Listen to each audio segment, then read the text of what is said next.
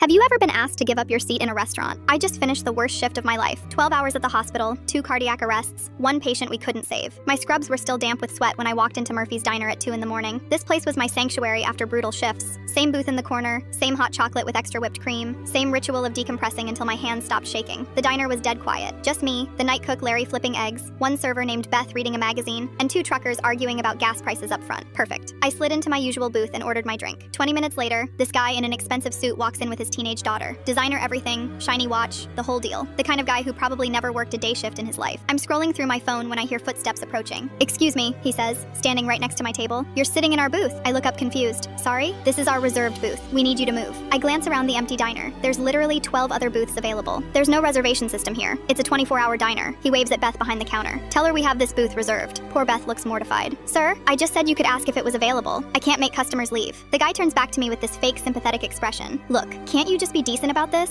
It's my daughter's birthday. We've sat in this exact booth every year since her mother passed away. She died last spring from cancer." I pause. The girl is clutching a small balloon and looking uncomfortable. My heart softens for a second. Then he adds, "Besides, you've clearly been sitting here long enough. That did it." The fake concern, the manipulation, the entitled attitude after I just spent 12 hours trying to save lives. I stayed seated. "I'm sorry about your wife," I said calmly, "but I just got off a double shift at the hospital. I watched someone die tonight after doing CPR for 40 minutes. I haven't slept in 28 hours and this booth is basically my therapy. There are 11 other booths. Pick one." His face went red. Unbelievable. The selfishness of some people. He stormed to the front booth with his daughter, making sure to say loudly to Beth, "I can't believe how rude people are these days. No respect for grieving families." I tried to ignore him, but he kept shooting dirty looks my way and making comments just loud enough for me to hear. Some people have no compassion, probably never lost anyone important, taking up space when families need it. After about 10 minutes, the daughter got up and walked over to me. She was maybe 15, with tired eyes that looked way older. "I'm really sorry about my dad," she whispered, glancing back to make sure he couldn't hear. "He does this everywhere we go. My mom isn't dead. She's at home watching Netflix. They're divorced and he got weekend custody. He just hates when he doesn't get his way, so he makes up stories about her dying." My jaw dropped. "Are you serious?" She nodded, looking embarrassed. "He's been telling that story for 6 months now. Different restaurants, movie theaters, even at the DMV once. I tried to tell him to stop, but he says it works."